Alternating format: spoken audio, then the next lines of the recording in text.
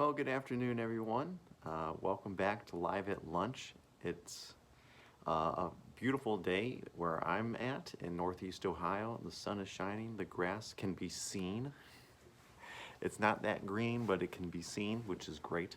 Um, I'm not going to spend so much time talking about stuff during Live at Lunch today, but I want to talk about a few things in regards to current events and cancel culture. And I believe I have somewhat of an authoritative take on this as I work in two different school buildings. Plus, I also teach kids in like a general music center or a private lesson experience outside of school. So I believe my words carry a little bit of weight when it comes to this.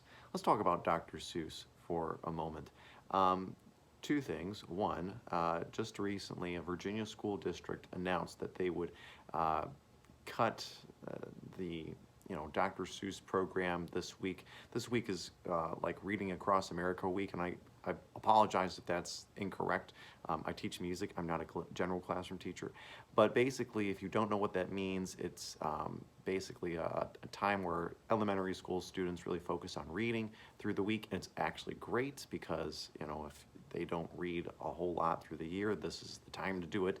And most of the time, the teachers will pull out a Dr. Seuss book and they'll read Green Eggs and Ham or, whatever Dr. Seuss book that is available to them.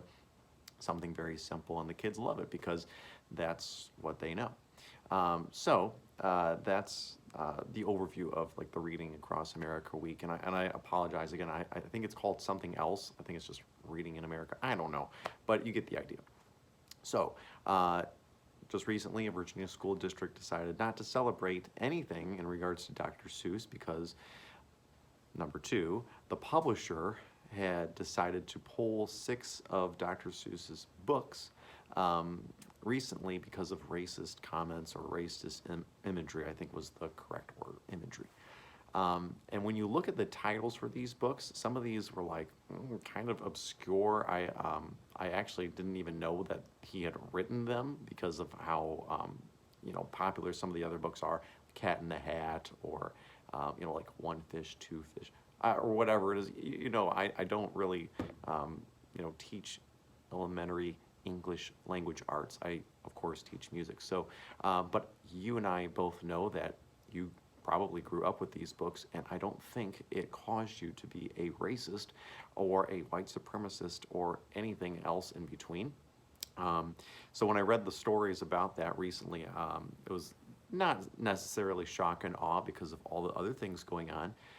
Gina Carano from the Star Wars legacy, when it comes to Disney Plus, she's starring in The Mandalorian. She was canceled because of her political views. Extremely sad. But yeah, it's not surprising that this is happening. But it's something that as people in the United States, we need to be aware of, and we can't just shove under the rug. If we kind of just walk around it and it's just something that's going on, I don't think that's right. I don't think that we should just kind of shrug our shoulders and walk away with this one. And it's not good. So here's what I would encourage you to do this week. I want you to read up on Dr. Seuss. I know his name is like not actually Dr. Seuss, but he had an honorary doctorate several times from different universities. Read up on his bio and see what he had done in his life, and then make a decision for yourself. Is he a racist, or is he actually a good person and he just wants kids to read? I would choose option B. He wants kids to read, and he's not invoking racism or trying to cause the white man to rule the world. I don't think that's the case. Unfortunately, we have a vocal minority in America, and I don't know where you're watching, but maybe this is the case too in Great Britain and other countries in Europe, maybe even in Africa and South America, where we have just a few people that complain, and administrators and teachers or anybody in power have to kowtow to that because those people that complain got this, they got the money. And it's just ridiculous to me. And I know this post has nothing really to do with music, and I apologize. I guess it kind of does if you wanted to include Seussical the musical. Dr. Seuss has a musical out there when it incorporates a lot of the characters from his books. Don't think that that has anything in regards to racism. So it's just unbelievable. People will stretch things just to fit the narrative. And if you don't know what I'm talking about, just turn on the news for 30 seconds or a minute. It is unbelievable. You know, if there's anything that the left, let's just put it out and, you know, on a spotlight, if there's anything the left disagrees with, the leftist mob, you will be canceled, you will be fought against, and fought to the death, not in the sense of physical death, but emotional death, spiritual death. You will be stressed out like no other. And unfortunately, that has happened to me in certain respects. Let me explain. Instagram. I was making a post on Dr. Seuss recently on Instagram. Usually when you make a story post, a lot more people watch your story than scrolling through the main feed, because sometimes you know, you only get like 7 or 8 likes depending on how many people follow you.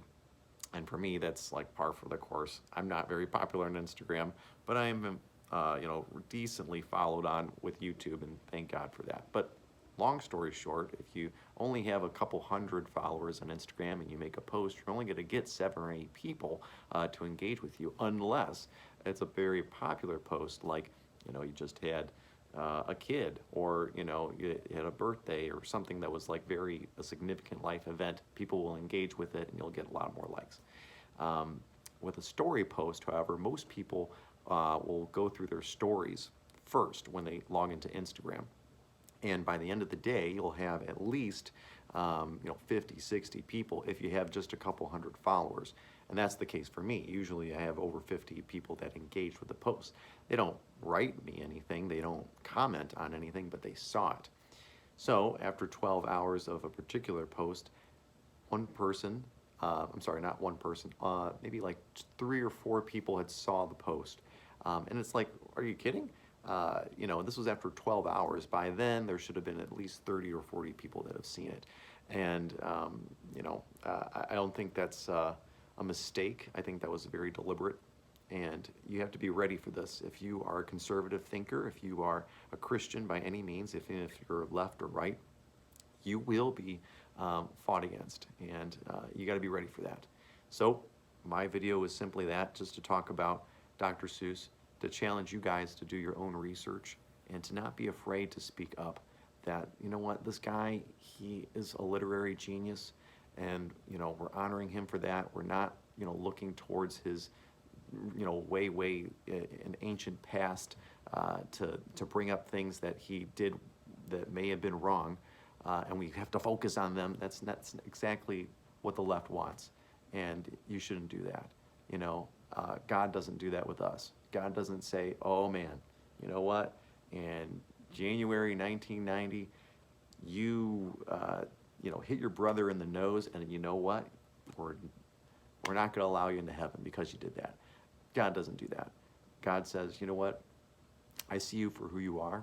And, you know, using the analogy of the lost sheep, the parable of the lost sheep, Jesus leaves the 99 and he goes out for the one. And that's how we should see people. And if you're hanging around people that don't see it that way, you need to get a different group of people to hang out with. That's all I'm going to tell you. So, ladies and gentlemen, thanks so much for watching this live stream. I got to go actually eat lunch because this is the only time I can eat lunch on Wednesday. But I really appreciate your support. Don't forget to subscribe to my channel if you haven't. Hit that like button on this video to help that YouTube algorithm. You know, it's hard to make videos nowadays with my firstborn son. He's awesome. I love him to death. But obviously he takes precedence over YouTube videos. So I do what I can, but you know, it's all you can do. You can only do one thing at a time, and family comes first. So thanks again for supporting me, you guys. Be on the lookout for other YouTube videos. I can tell you right now, the next YouTube video that will be debuting very shortly is a Maverick City Music video, and that is God of Israel. So I'm going to be working on God of Israel. And if you haven't seen Jubilee, Jubilee is up there right now, and God of Israel will be coming very shortly. So half the video is finished. I just actually have to play it on guitar for you. So thanks again for your support. Appreciate it. Have a great day. Have a great lunch. I'll see you very soon. Bye. Oh man, will it end? Okay.